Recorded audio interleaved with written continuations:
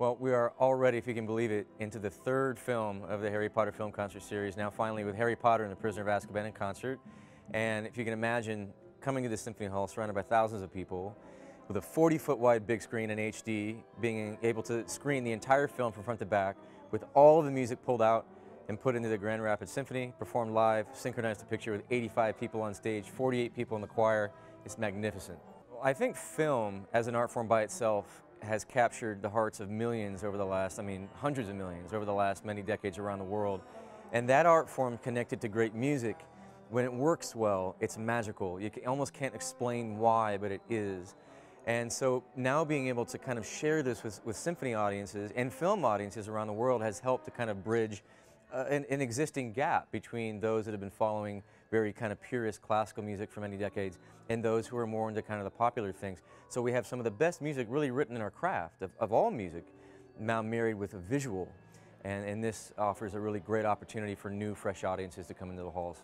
This score, of all of the John Williams scores in this series, he's composed the music for the first three, this is my favorite. I love this one so much because of the amount of colors, timbres, and tones and styles.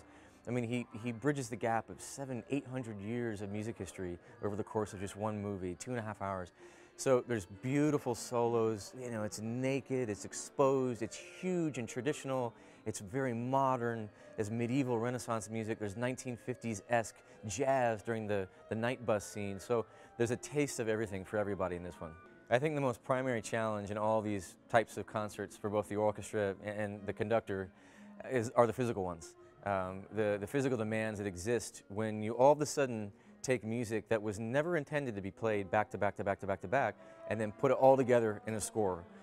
Sometimes the physical demands that exist as a result of this reconstruction can be quite grand and quite challenging. So that's, you know, it's a minor miracle if we're all together and synchronized at the very end. It's a lot of stress for everybody, but it's ultimately incredibly rewarding, and I think we're all challenged in a way that we appreciate on stage. I hope that if we've done our job well on stage, that in some small, humble way we've shared this art form with someone who didn't appreciate it in the way that perhaps they could have, and they found, I hope, a new appreciation for what the power of music can do for film.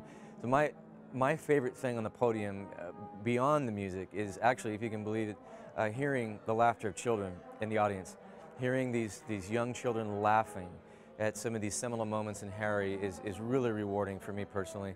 Probably has something to do with the fact that I have children of my own, but I love that. I love being able to connect with audiences and hear what their takeaway is. And usually it's always something in the world of, I never really realized just how powerful this score was, and I've seen this movie 50 times, and that's rewarding for us all. The moment that I'm looking at the big screen is the moment that I've fallen out of focus. So I generally never look at the big screen unless it's a reason for me to use it as a guide to be somewhere in the music for formal reasons. I'm very close in the score and very close in my little conductor monitor, which has the movie, but it has, you know, indications on it that help me get through it from a synchronization standpoint. But it's so funny because I've been, even with my staff back in California and my business partners and family and friends that have seen these so many times, they ask me, do you remember that moment in the movie? And most of the time my answer is, well, did it have music? And if the answer is yes, generally I don't remember the movie moment because it's the music, it's the music. One of the things that's so special about this community is actually, I think, just how well tight-knit it is. It's a community that seems that everyone knows one another. It's a great art support here in Grand Rapids.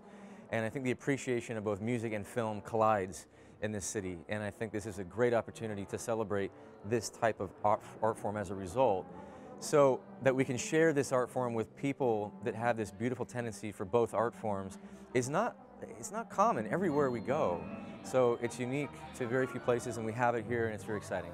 Well, if you can imagine the amount of time that they have to record these when they're recording for the movies. Generally, it's anywhere between 2 to 3 weeks, maybe just over 3 weeks for a really long score. We have about 5 hours to put it all together. So our primary challenge is just getting through all of the music. And sure, we have time to stop and rehearse and finesse the balances, and maybe if I have time I share with the orchestra a story or two about what's happening on film, perhaps what John Williams was intending in this particular example. And that helps us, I think, to mold and to blend and ultimately understand what we're playing. You know, I think that this experience, what makes it unique, one of the many things that makes this unique is you really do have to be here to see it, to hear it, and to believe it, and ultimately feel it. It's not something that you can experience in a movie theater, in your home living rooms with your friends and family. You have to be here to immerse yourself into this incredibly powerful experience and what great fun it is for everybody.